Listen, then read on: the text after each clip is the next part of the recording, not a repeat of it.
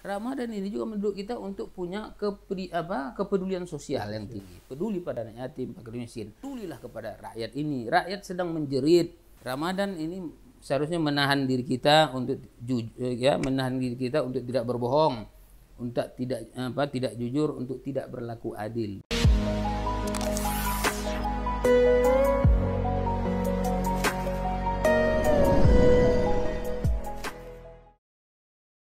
Assalamualaikum warahmatullahi wabarakatuh.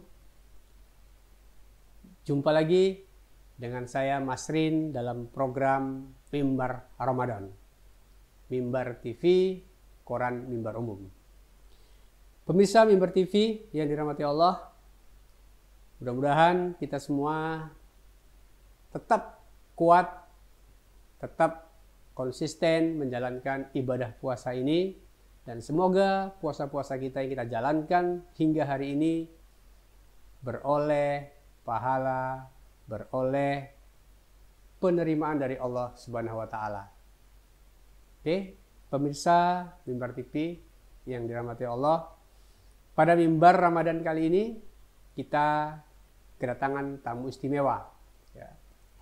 Beliau seorang akademisi, akademisi yang punya latar belakang politik. Jadi kita bicara tentang Ramadan terkait dengan politik. Oke, kita langsung sapa Ustadz kita, narasumber kita di Mimbar Ramadan hari ini. Ya, beliau adalah Bapak Dr. Andus Zainuddin Nasution MAP. Oke, kita sapa beliau. Assalamualaikum. Waalaikumsalam warahmatullahi wabarakatuh. Saya panggil Pak Jai aja nih ya. Iya. Alhamdulillah sehat. Alhamdulillah. Ya. Puasanya gimana Pak Jai? Alhamdulillah lancar. Alhamdulillah lancar. Ya, lancar. Pemirsa Mimbar TV, Pak Zainuddin Nasution ini beliau adalah seorang dosen ya pada Fakultas Ilmu Sosial dan Politik Universitas Islam Sumatera Utara. Nah, beliau juga ini aktif ini dalam himpunan Jamaah Masjid Indonesia ya, HJMI. Sebagai apa nih Pak Jai? Sebagai Ketua Komite Kota Medan. Ketua DPD Kota Medan. DPD Kota Medan. Ya. Masya Allah. Baik. Beliau juga ternyata seorang politisi juga. Ya. Beliau menjabat selaku sekretaris Dewan Pimpinan Wilayah Partai Masyumi. Masya Allah ya. Ini sebentar lagi pemilu Pak Jaya. Ya. Oke. Baik, ngomong-ngomong tentang perpolitikan nih Pak Jai. Iya.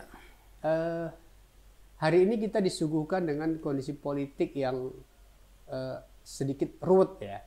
Iya. Kita lihat lah ya, kemarin baru-baru saja ada seorang anggota dewan yang ternyata ketika sedang bersidang dia asik nonton film porno. Nah, video porno ya. Juga kita lihat juga beberapa anggota dewan ya, itu kita lihat juga empatinya kurang. Ya, kemarin adik-adik mahasiswa itu rame-rame datang ke Gedung Senayan ya. Mereka mencoba mendesak ya pemerintah bagaimana agar harga-harga bahan pokok itu bisa stabil ya.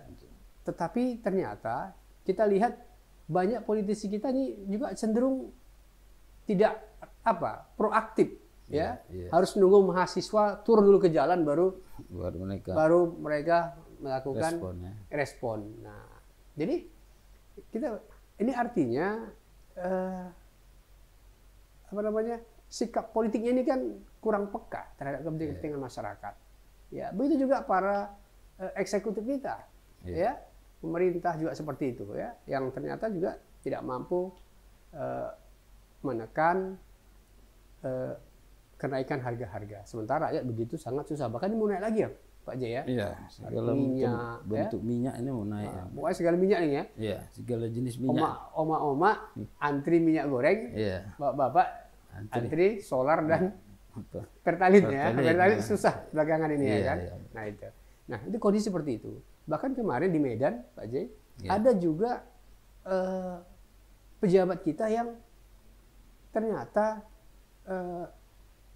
katanya diduga melakukan pungli, ya, meminta imbalan tertentu, ya kan, untuk seseorang supaya bisa naik pada jabatan tertentu. Nah, ini rakyat kan sangat muak sekali dengan kondisi yang ditunjukkan oleh elit politik kita. Nah, di momentum Ramadan ini, Pak Jai, bisakah Ramadan ini itu bisa mengubah ya sikap politik para elit kita? Gimana menurut Pak Jai? Baik, terima kasih. Assalamualaikum warahmatullahi wabarakatuh. Waalaikumsalam warahmatullahi wabarakatuh. Selamat sore pemirsa Mimbar TV yang berbahagia. Bincang-bincang kita sore ini terkait memang dengan soal politik ya yang sedang hangat hari ini. Apalagi kita saksikan bersama betapa tanggal 11 yang lalu ya, gerakan mahasiswa, kemudian gerakan rakyat, masyarakat itu menyampaikan aspirasi. Kenapa muncul ini? Karena tersumbatnya komunikasi politik DPR kepada pemerintah sehingga akhirnya rakyat men-take over itu. Ya, mereka langsung kepada take over ya istilahnya. Iya, men-take over ya aspirasi karena tidak tersalurkan dari DPR sebagai representasi perwakilan rakyat. Nah, karena itu barangkali gerakan itu bisa kita lihat bahwa sebuah kekecewaan karena tidak berjalannya mekanisme politik yang sebagaimana harusnya. Jadi kalau kita bicara soal politik secara substantif ke belakang memang banyak multitafsir. Kadang-kadang terminologi yang disampaikan politik di tengah-tengah masyarakat itu selalu jelek, gitu kan? Seolah-olah stigma yang dibangun di tengah masyarakat politik itu kotor, politik itu jahat dan bahkan saya kadang-kadang secara guyon katakan kalaulah politik itu jahat dan kotor, kenapa harus dibuka fakultas ilmu sosial politik? Harusnya bubarkan saja ini karena dia mengajarkan kejahatan dan kekotoran kan itu. Tapi karena itu sekali lagi kan bahwa penting kita pahami politik ini sebetulnya tujuannya mulia. Tujuannya sangat suci. Bagaimana dalam konteks kenegaraan ya kan harus menciptakan situasi yang paling nyaman, paling sejahtera, paling baik bagi warganya. Karena kalau bicara politik kita bicara negara, bicara dia kekuasaan, kita bicara bagaimana kesejahteraan. Maka dalam istilah lain ada disebut social welfare, kita kenalkan kesejahteraan sosial ini menjadi tujuan politik sebenarnya. Hanya saja seperti Bang katakan tadi, kenapa dalam tataran implementasi ini tidak bisa tidak bisa diwujudkan? Ini sekali lagi adalah tergantung kepada perilaku elitnya, elit politik kita ini yang harus menjadi memberikan keteladanan sebetulnya. Ini yang sebenarnya tadi disinggung Pak Syafrin soal ada anggota DPR ketika sedang bersidang menonton video pornografi dan sebagainya ya. Ini menunjukkan bahwa perilakunya belum menunjukkan politik elit yang baik, yang benar. Nah, kalau kita kaitkan dengan kasus-kasus lainnya yang banyak sekali sebetulnya. Karena itu sekali lagi ini adalah satu bentuk penyimpangan dari elit politik yang menyandang predikat baik sebagai eksekutif maupun sebagai legislatif dalam menjalankan tugas pokok fungsinya. Dia harus memang menyampaikan aspirasi rakyat. Hari ini segala jenis minyak naik, kecuali minyak rambut sama minyak jelantah ini kan naik kan. Jadi karena itu barangkali ini bagaimana seharusnya pemerintah memberikan solusi, bukan hanya membuat komen sana komen sini sehingga rakyat jadi bingung jadinya. Pemerintah satu sisi mengatakan kita harus patok harga 14.500 misalnya minyak goreng. Ya, tidak boleh siapa melakukan pelanggaran akan ditindak. Nyatanya sampai hari ini tidak ada tindakan. Instruksi gubernur misalnya soal minyak ini harus ya pemerintah kabupaten kota juga mengambil sikap. Bagaimana masyarakat juga mendapatkan minyak ini dengan harga murah. Sudah ada instruksinya kan? Sudah disampaikan. Tapi nyatanya sampai hari ini tidak ada pemerintah kabupaten yang merespon.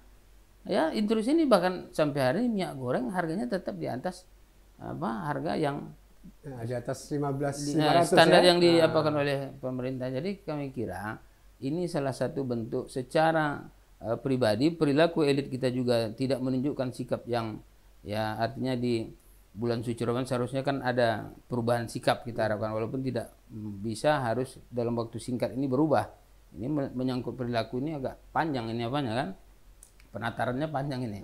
Jadi saya kira memang secara pribadi itu harus diwajibkan. Dan secara secara organisasi ke pemerintah daerah dia harus juga bisa membuat satu aturan atau regulasi yang betul-betul bisa menekan harga ini, bisa dikendalikan. Kalau dulu kita ingat ada operasi pasar, disperindak turun, tapi hari ini kita melihat tidak ada. Jadi ini menunjukkan bahwa pemerintah kita, elit politik kita belum punya rasa kepedulian yang besar terhadap kepentingan masyarakat banyak. Itu yang kami lihat. Nah, Ramadan ini itu bisa mengubah agar elit politik kita next itu punya sikap yang luar biasa gitu. Oke, jadi Ramadan kalau kita lihat apa menjadi fitrah ya dari Ramadan itu, salah satu diantaranya adalah menciptakan manusia atau insan yang takwa.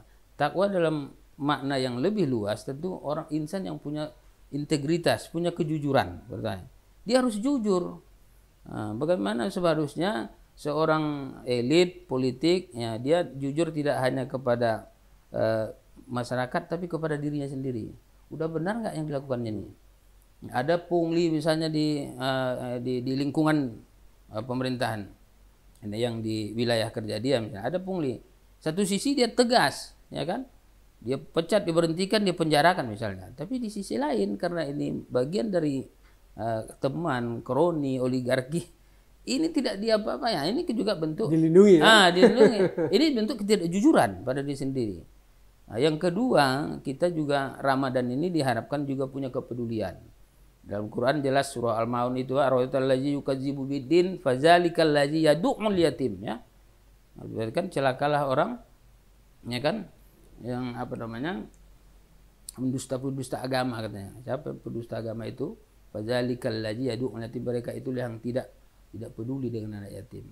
Wala yakhuddu 'ala ta'amil miskin, dan tidak menganjurkan untuk memberi makan orang miskin. Nah, ini dari ayat ini bisa kita ambil satu kesimpulan bahwa Ramadan ini juga mendukung kita untuk punya kepedulian sosial yang tinggi, peduli pada anak yatim, fakir miskin. Artinya dalam skala lebih luas, pedulilah kepada rakyat ini. Rakyat sedang menjerit, minyak goreng mahal, dan kalau sempat nanti juga minyak yang lain naik, ya kita khawatirkan solar naik. Solar ini kan bagian penting dari kegiatan sirkulasi kebutuhan masyarakat, terutama sembako. Kalau ini naik, ini akan berimpak terhadap barang dan jasa, itu tuh pasti. Kalau sudah naik semua, maka naudzubillah, saya kira ini bukan lagi pemerintah betul-betul tidak bisa melindungi dari kepentingan rakyat dan tidak bisa mensejahterakan rakyat.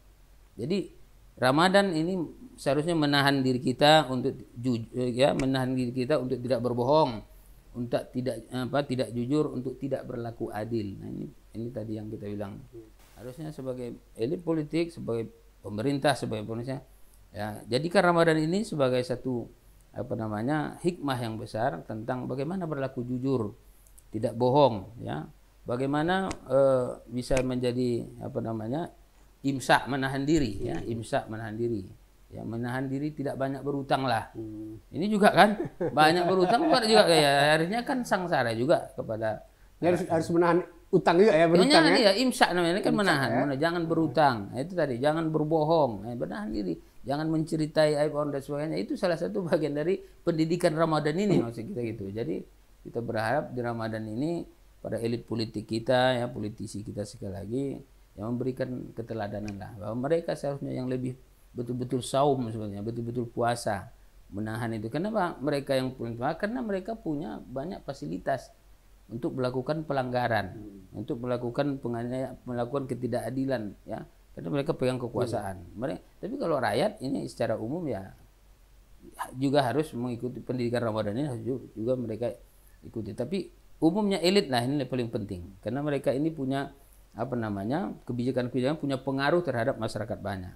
Ya, itu berbeda dengan kita misalnya. Berarti Pak J, bahwa Ramadan seyogianya mampu membentuk pribadi-pribadi yang baik, betul, ya, pribadi-pribadi yang bertakwa. Nah, tetapi Ramadan ini kan nggak tahun ini aja datang. Ya, betul. Terus. Setiap tahun itu kan, setiap tahun. Nah, notabene bahwa mereka itu kan ikut Ramadan terus. Tetap sampai hari ini kita lihat faktanya hari ini, ya, mereka kan masih juga perilakunya itu belum juga berubah. Nah, ini yang salah di mananya? Salahnya ya sebetulnya pada pribadi masing-masing, ya. pada pribadi masing-masing tidak menjalani atau menjalankan puasa itu sebagaimana tuntunan Rasulullah. Itu sama juga dengan sholat. Inna sholata tanha 'anil fahsya'i wal munkar. Sesungguhnya sholat itu bisa mencegah perbuatan keji dan munkar. Nyatanya orang ada yang sholat setiap hari 5 kali sehari tambah sholat sunat, tapi kemungkaran jalan terus, maksiatnya jalan terus. Ini artinya apa? Yang menjadi substansi dari sholat itu belum dia laksanakan. Jadi puasa pun begitu juga, saya kira setiap tahun adanya Ramadan, tapi perilakunya begitu juga ya. Gak beda juga itu saya kira. Jadi kembali kepada pribadi masing-masing, tapi harapan kita ya mudah-mudahan ya pesan Ramadan ini menjadi satu momentum bagi setiap muslim ya, terutama muslim, agar kiranya terutama sebagai elit politik, sebagai pemimpin di semua bidang bisa memberikan keteladanan atau contoh. Janganlah ya dari Ramadan ke Ramadan perilaku yang kita lihat tetap menyimpang, tidak jujur, berbohong, tidak bisa menahan diri kan gitu kan. Ya, saya bilang tadi tidak boleh menahan diri dari berutang terus bayarnya entah kapan-kapan. Jadi ini kan bisa tegade nanti bangsa ini kan. Jadi saya kira ini perlu lah jadi apa ya, saum atau puasa kita bisa mengendalikan apa keinginan-keinginan yang berlebihan. Bahkan ada satu buku yang saya tertarik itu judulnya Negara Berpuasa ya. Negara berpuasa itu nanti bagus juga apa dia referensinya bahwa perlunya negara ini puasa. Artinya negaranya juga menahan diri dari untuk meminta membuat kebijakan-kebijakan yang bisa merugikan kepentingan rakyat. Itu barangkali yang penting. Jadi apa yang sekarang ini mereka oligarki. Ya kenapa? Soalnya di dalam perundang-undangan kan tidak boleh seorang pejabat itu menjadi pebisnis. Jangankan jadi pengacara pun tak boleh kalau sudah jadi pejabat publik, karena dikhawatirkan akan menyalahgunakan jabatan untuk kepentingan pribadi. Nah, karena itu ya maka harus ada rem ya di Ramadan ini untuk mengerem keinginan-keinginan atau nafsu-nafsu yang seperti itu. Saya kira itu apanya. Poinnya sih. Ya, Pak J kan juga terlibat langsung di dalam sebuah struktur partai politik. Oh iya ya. Nah, apa yang dilakukan oleh partai politik Pak J hari ini untuk menghasilkan kader-kader yang muncul nanti tidak seperti kader-kader politik jauh dari nilai-nilai yang Pak J sampaikan tadi? Ya, kalau kita berangkat dari historis ya, Partai Masyumi ini kan memang sudah cukup lama ya, berdiri di tahun 1948. Dan dari situ kita lihat kader-kader yang lahir itu adalah kader-kader yang punya integritas yang mumpuni, seperti Muhammad Nasir, Syarifuddin Negara dan beberapa tokoh-tokoh nasional yang mereka itu benar-benar memberikan keteladanan kepada kepada masyarakat ya, bagaimana sebagai menunjukkan dia sebagai elit. Contoh sederhana bagaimana ini soal Ramadan juga. Ramadan mendidik kita menjadi insan-insan yang berlaku sederhana. Betapa Muhammad Nasir pernah jadi Perdana Menteri, pernah menjadi beberapa jabatan politik yang dia sang, tapi kita lihat kehidupannya begitu sangat sederhana. Bahkan rumah pribadi dia tidak punya, luar biasa. Jadi sekarang ini kalau dibandingkan pejabat yang sekarang, jangan rumah pribadi, villa pribadi, pesawat pribadi mungkin juga ada, tapi mereka ini betul-betul menjaga integritasnya. Jadi kepercayaan rakyat itu betul-betul mereka pegang, amanah itu mereka pegang dan mereka jalankan sesuai apa yang menjadi aspirasi dari masyarakat. Jadi saya kira itu yang mendorong kami sebagai ya katakanlah sebagai kader-kader muda lah, saya dari belum sebagian tidak muda lagi, untuk menghidupkan kembali, karena penting bagi partai ini untuk memberikan pendidikan integritas moral, akhlak, sehingga apa yang kita sering dengungkan ada revolusi akhlak itu betul-betul terwujud melalui partai politik, karena partai politik adalah rumahnya untuk pengkaderan karena yang untuk diterjunkan di legislatif maupun di eksekutif nantinya. Jadi kalau integritasnya tidak baik, nah ini juga akan berimpact pada partainya. Nah, karena itu partai juga tegas di dalam melakukan tindakan terhadap kader-kader yang melakukan penyimpangan misalnya. Dan itu ya itu menjadi harapan kita bersama tentunya, karena pastilah ada setan tetap terus bekerja untuk menggoda manusia, menggelincirkan manusia. Ketika ada jabatan, ketika ada kedudukan, ada uang dan sebagainya, mudah orang untuk melakukan penyimpangan. Jadi kita berharap ya melalui wadah partai ini bisa memberikan keteladanan, memberikan contoh bagi kekuatan politik yang lainnya. Saya kira itu yang penting. Terakhir Mbak Jai, bagaimana agar elit politik kita hari ini ya itu bisa memaknai Ramadan ini sehingga bisa mengubah diri dia. Ya.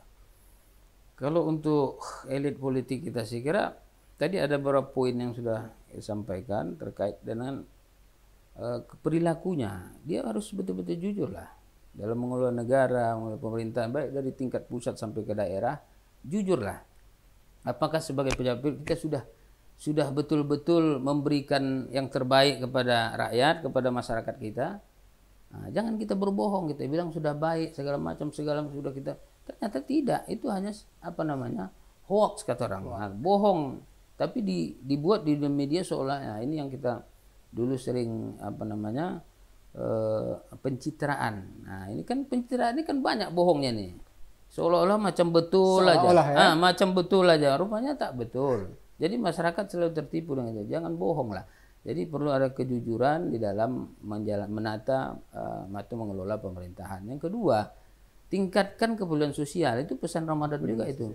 Karena dengan kita berlapar ini, seakan kita akan merasakan beginilah lapar yang dirasakan orang-orang yang tidak mampu membelikan kebutuhan pokok, tidak beli makannya sehari-hari tidak terpenuhi. Kita masih bisa makan 3 kali sehari bisa di hari biasa kan? Kita masih sahur dan berbuka secara normal. Bahkan bulan Ramadan ini lebih banyak kita makan daripada hari-hari bulan-bulan biasa. Sekarang gitu terbalik Pak Sabi. Di hari biasa ini luar biasa, kita Ramadan ini berbuka segala macam. Segala makan ada. Masakan ada. Lain lagi di antar tetangga ya kan, tukar-menukar segala macam. Tapi di bulan biasa justru kita bisa menghemat. Nah, itu kadang-kadang yang terbalik dari apa. Jadi kepedulian itu harusnya lahir dengan rasa lapar ini. Beginilah lapar yang dirasakan orang-orang yang tidak mampu memenuhi kebutuhan. Jadi kita harus punya kepedulian sosial sehingga dengan begitu jangankan melihat orang yang lapar, yang tidak mampu ya kan, ya melihat kondisi harga-harga yang tinggi meningkat yang enggak karuan ini saja, harusnya kita juga prihatin. Bagaimana ya sebagai pemerintah, bagaimana ini harus bisa murah supaya rakyat kita bisa membeli atau mendapatkan kebutuhannya dengan murah. Itu sebetulnya yang harus ditanamkan elit kita. Saya kira itu. Terima kasih. Iya. Sudah berkenan ya ngobrol di program Mimbar Ramadan. Pemirsa Mimbar TV yang dirahmati Allah, inilah bincang-bincang kita dengan Bapak Zainuddin Nasution, seorang akademisi dan juga politisi. Ya. Terima kasih sudah pantengin terus Mimbar TV. Selamat menjalankan ibadah puasa. Wassalamualaikum warahmatullahi wabarakatuh. Waalaikumsalam.